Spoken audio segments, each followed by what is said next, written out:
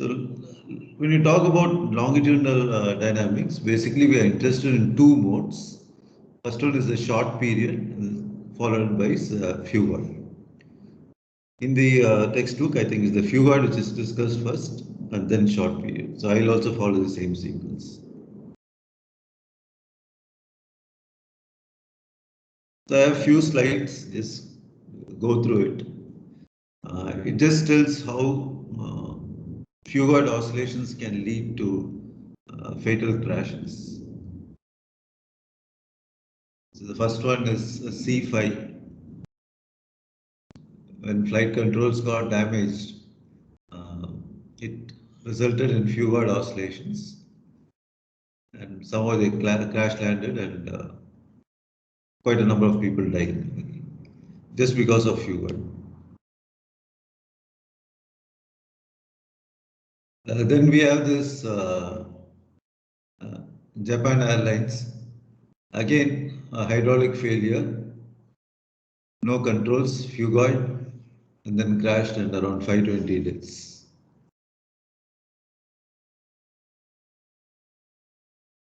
'89, another United Airlines flight, hydraulic failure,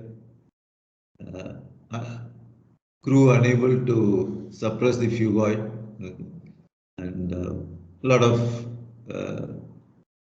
people died in this also.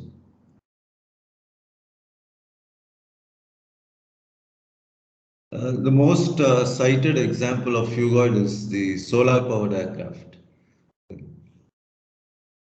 So that also went into a Fugard, and they lost the aircraft because you can see how the structure has collapsed once the Fugard set in. No, I've shown you so many examples, around 4 or 5 examples. What is common between these? Deaths. Sorry? They all crashed. Ramnath? Yes. Anything else? Some similarity can you make out of all these aircrafts? They're solar powered. No, not all are solar powered, right? I'm asking what is common between all these aircrafts? There's a C5, 747, then I think it's Lockheed TriStar or something, or DC-10. Yeah, it's DC-10. Then you have this solar powered aircraft. So what is common? So you got destabilization. Sorry? They crashed due to some problem with the Fugard modes. Yeah, that's right. But why? I'll just come back. You just think about it. I'll just come back in a minute.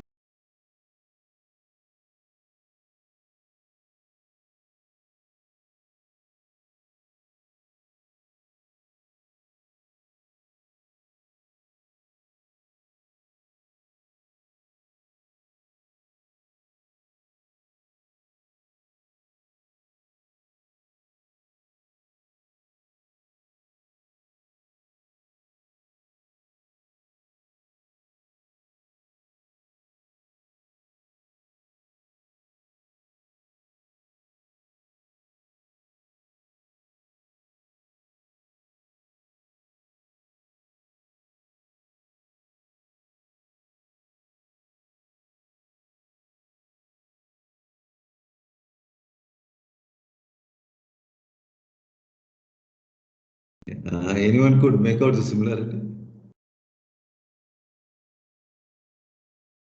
So because of engine failure. No, it's not because of engine failure. It was all because of controls failure.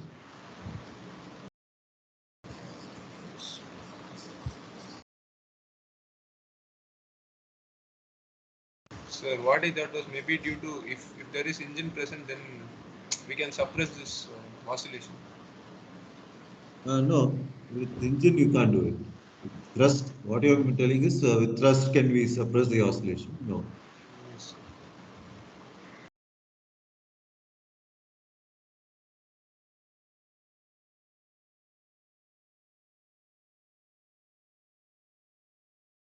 On the face of it, it all looks like different aircrafts, but there's something common with these aircrafts.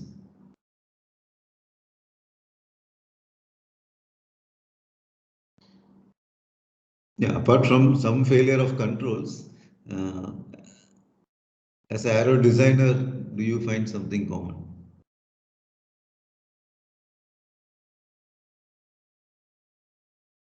Can you go back? Sorry? Can you show the previous slides again, sir? Yeah, sure.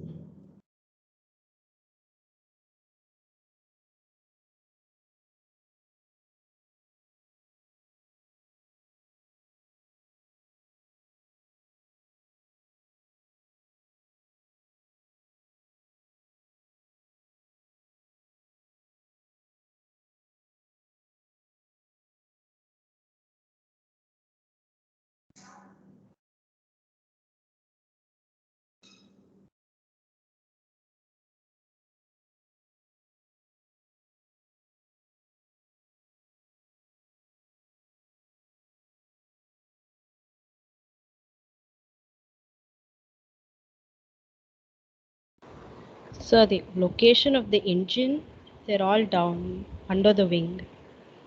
Under the wing? You mean they're all high wing aircrafts? Yes, yeah.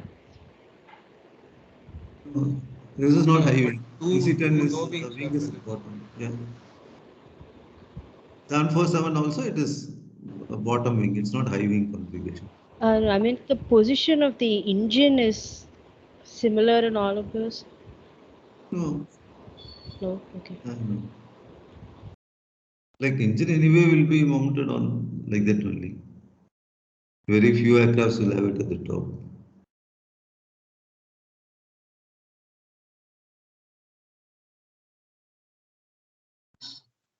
So due to the Okay. hydraulic system failures.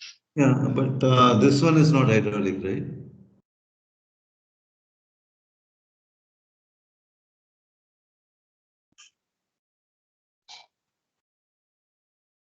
In this one, it looks like a structural failure. No, all had structural problems finally. But it did get into fugue oil. All four went into fugue oil. One thing you will have noticed is none of them are are fighters. Okay, they're all aerodynamically they are very efficient aircrafts because after all it's passenger aircraft, civilian aircrafts, and you are supposed to have the best of the aerodynamic efficiency. So they all had very good L by D ratios. So this fugoid problem is quite prominent in all the aerodynamically efficient aircrafts. So here it's something you have to live with. Okay? It's sort of a contradictory thing. You compromise stability but improve the efficiency.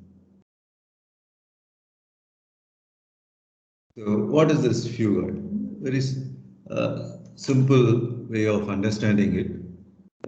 Let's say you're going in a hilly terrain.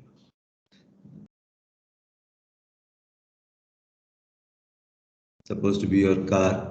Okay. When you just reach the peak and then you climb, you go down, it starts accelerating. Right? Can you visualize? Can you understand what I'm trying to say? Similarly, an aircraft which is going down starts accelerating, which means its velocity is increasing. So what happens is when velocity increases, naturally the lift increases. There is an imbalance. The lift is more than the weight. So now the aircraft has a tendency to accelerate in the negative z direction. For us, the down is positive z. Okay. So now it goes up. So it's like coming here and then climbing up. But when it climbs, it starts losing velocity.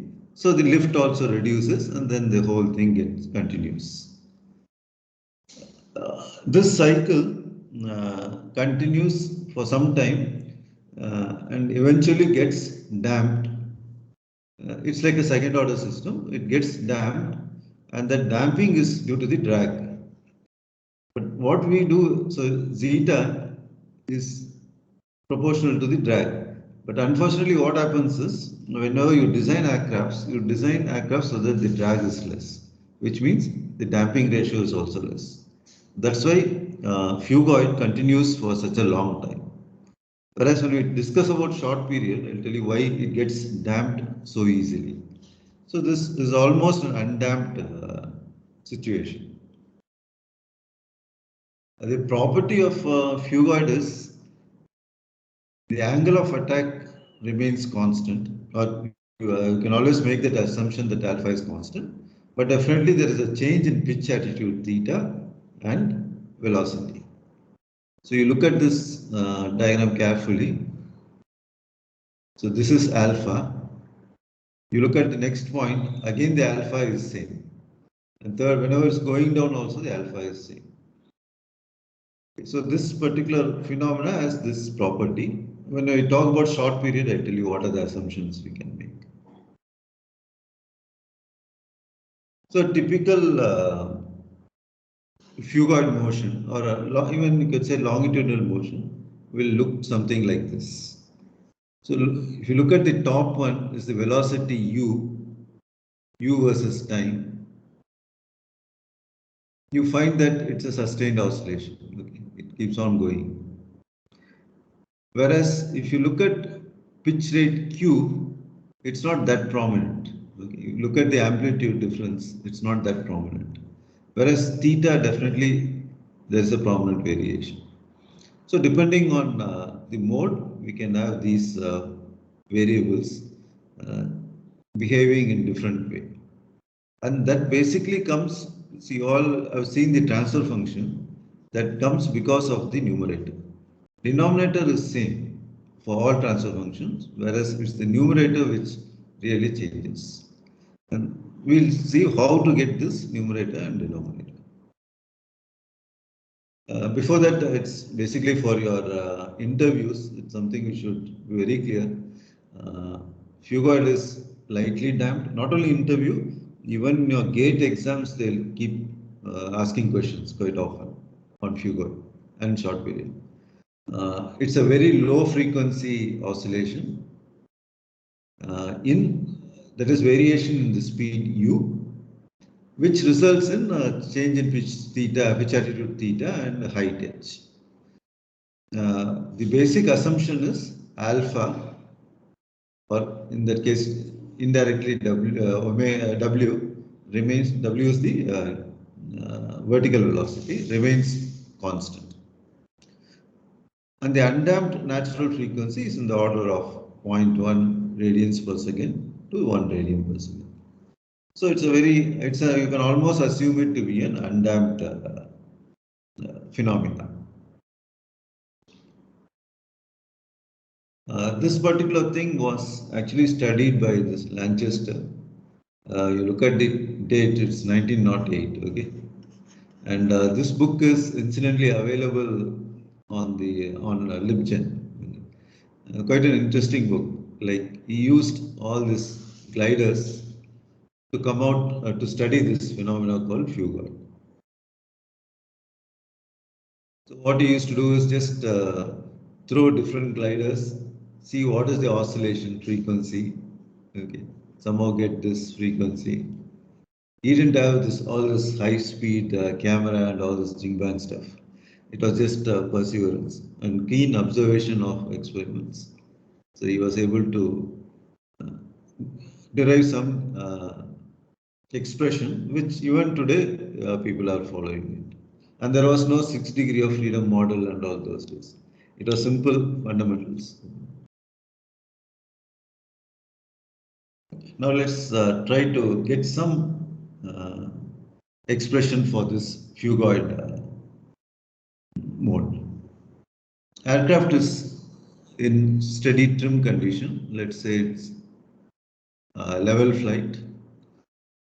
Due to some reason, the phugoid is excited. It starts oscillating. Okay, so now it climbs up.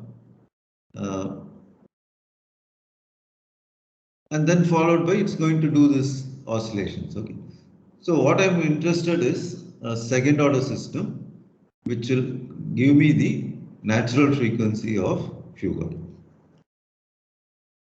Just look at the diagram and see whether you'll be able to guess how to go about getting this expression.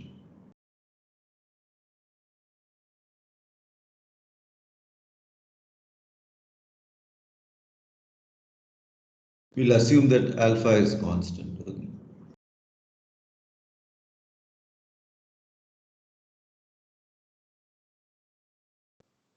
Sir, we'll extrapolate the curve for some time and then we get the answer. Sorry, come again. Your voice is breaking. So we'll extrapolate the curve for some more time to get a. Yeah, that is if you're going to do it experimentally.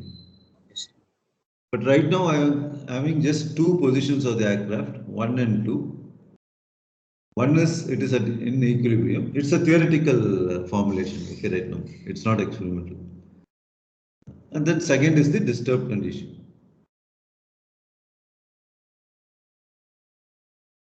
And I have to get, the moment I say natural frequency, I should have a second order equation.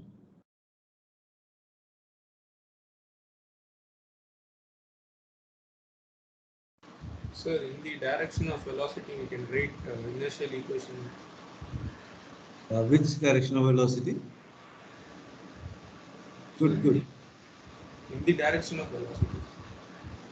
So what you're trying to do is, if I get m x double dot, and x double dot is nothing but h double dot. Okay, m h double dot equal to something, then I might be able to get this natural frequency, right? Yes, sir. Sir, but And the before m h double dot is nothing but force in the z direction.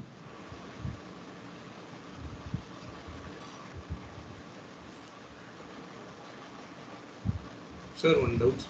Yeah. Sir, you told alpha is constant, sir. Hmm. So how will velocity decrease, sir? Like we will keep on fixed velocity only, no, sir. Just one second. What is it? Come again? Sir, we have assumed that alpha is constant, sir. Hmm. But to go up or come in, we are changing velocity. But how do we change velocity, sir? It is fixed. We fix in velocity. So how is it going up or down? When you talk about velocity, v, it has two components. One is the horizontal component u, and the other one is the vertical component. Right?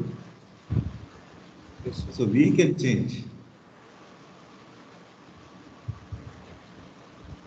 Because the theta is not constant. Theta is not at all constant. I'll just show you the previous thing. Okay. Now let's look at this point A.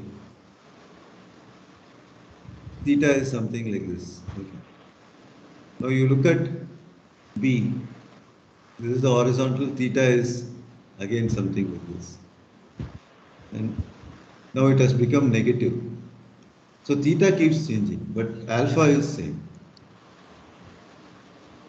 So velocity is changing, though the alpha is constant. Yes.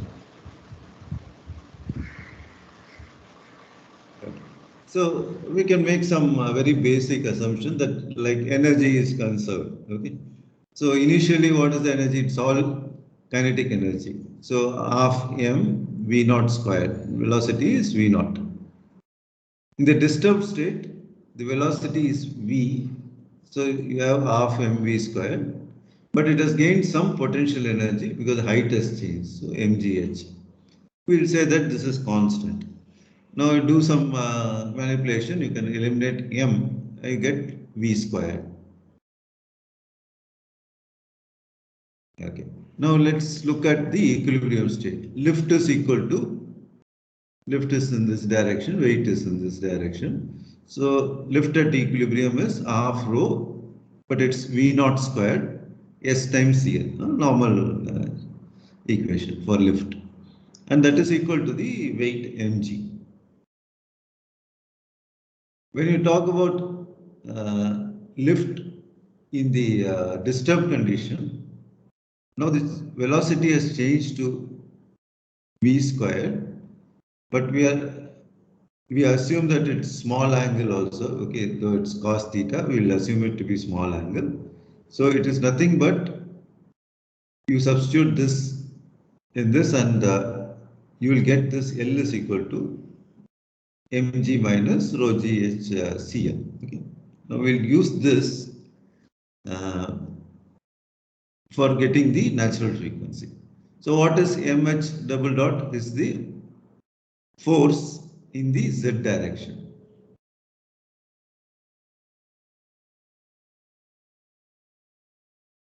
Now that now it's of course we'll take this as positive, going down as positive. So L cos theta minus mg, and if cos theta is very small, I can approximate it as L minus mg. Already L we got this equation. We substituted in this, and then you go back to the main equation, and then you get in terms of h double dot h equal to 0. And then you can always say that this is my natural frequency, and do a little bit of manipulation, you'll get that it is nothing but g times root 2 v naught, or omega p is inversely proportional to the initial speed. Now the same derivation, you can also get it through the 6th degree of freedom equation. But generally it is quite roundabout, and finally you end up with the same result. One assumption Lanchester made was there is no damping. Zeta is equal to 0. So if you look at the exact model, after all this equation, you will end up with the same expression for omega p. Only thing is, you will get an expression for the damping ratio. But what will be the typical CD by CL ratio? You're all started designing your aircraft, so approximately. Under cruise condition, what will be your CD by CL? Or even say CL by CD, you'll be aiming around 10 to 20, right? Yes, Even sir. 10 to 20. It's nothing but 0.1 by root 2. So even with this exact model, you end up with a damping ratio of 0.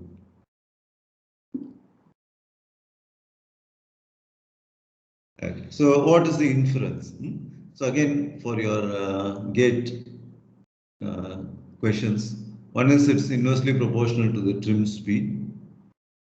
Damping ratio of phugoid is approximately inversely proportional to L by D ratio. And that's why it's very difficult to arrest phugoid in gliders, okay, or even microlight aircrafts, this long span glider microlight aircrafts. They all get into this problem. So your main objective as aero designer is high L by D, but then this high L by D creates this phugoid problem. Incidentally, I think there was a news about LCA going into uncontrolled oscillations, but finally the pilot was able to recover it. But that is something not to do with phugoid, but more to do with the new control system they were trying to develop. It happened, I think, 2-3 months back. But finally, he was able to recover the aircraft. But that's not due to phugoid. Okay, so you have some exact model and you measure all these things. Okay, someone has done this job for you, and if you fit all those numbers, Lanchester model will give this omega p as 0.143, whereas the approximate or the 6 degree of freedom model will give omega p is 0.14. Now you can see both are almost same. That's why the Lanchester model is very popular. And zeta p, this fellow says, I'm not worried about it because it's almost undamped. Maybe the 6 degree of freedom model will give a very small value like this. So what does it lead to finally? Now we have a model and you will have to satisfy the flying and handling qualities. This is the end result of all this. Likewise, we'll have to do it for the other 4 modes, okay, short period, and then 3 lateral directional, that is roll, spiral, and Dutch roll. So all 5 modes, finally you end up with this table. So if it says level 1, minimum of this should be there. Level 2, they are telling, okay, no issues. Even if it is undamped, there's no problem. Level 3 is totally unstable. It behaves like 2 poles, one in the right half of the S-plane. Okay, so this anyway we are not worried. The moot point is the zeta p is very low. Okay. Whereas if you compare it with the short period, you look at it, it's around 0.35, whereas the phugoid mode is very low. So how do you excite this mode? Just by giving a step input.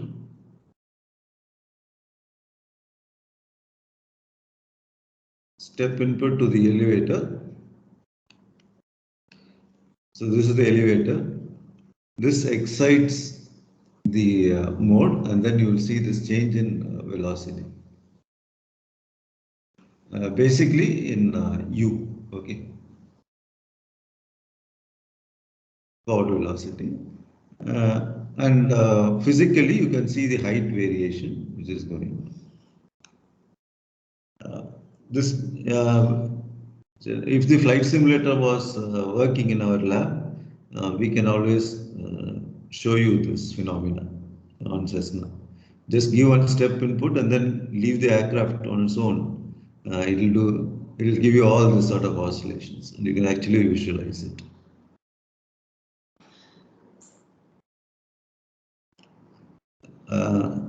If you want to excite short period, you'll have to give an impulse to the elevator.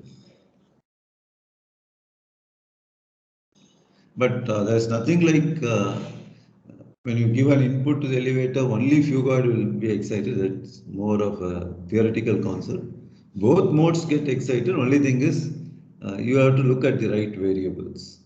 In case of phugoid, look at the velocity and height. Whereas in case of short period, you will be looking at the pitch rate Q. Okay, so that's all on phugoid. Do you like to ask me any questions? So that means for we have come to know about this concept. So we'll fix some zeta p for this. Then we will find one particular cruise velocity. Like that, is it No. correct to do like that? No. As an aero designer, you are worried only about the cruise velocity, which gives the maximum range or endurance, right? You are not worried about phugoid. So what do? You will try to introduce some feedback control systems so that this phugoid doesn't happen.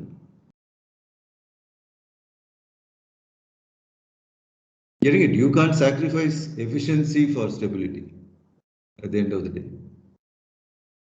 So artificially, you try to arrest this phugoid tendency. If at all there is some height variation, definitely your autopilot will kick in and ensure that it doesn't happen.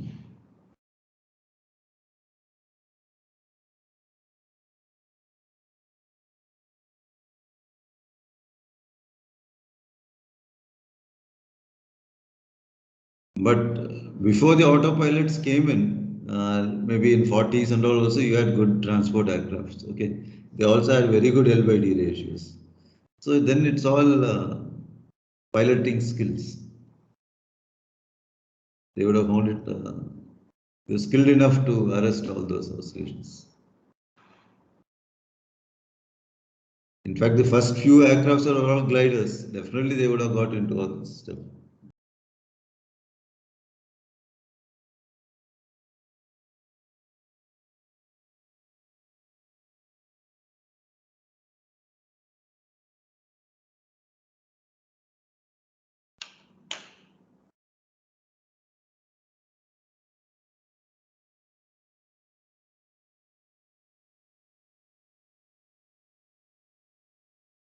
Okay, so I think that should be enough for the day. Next class, we will discuss short period mode. Okay, and Monday, as I told Sanjay, though it's a holiday, we are planning to have the avionics lab viva. Okay, okay, thanks a lot. No, Sir, bye. will it be individual or group wise, sir? You, that is left to Rajesh sir. Okay, You. whatever he decides. Okay. But I will be available. Okay, okay then. Bye.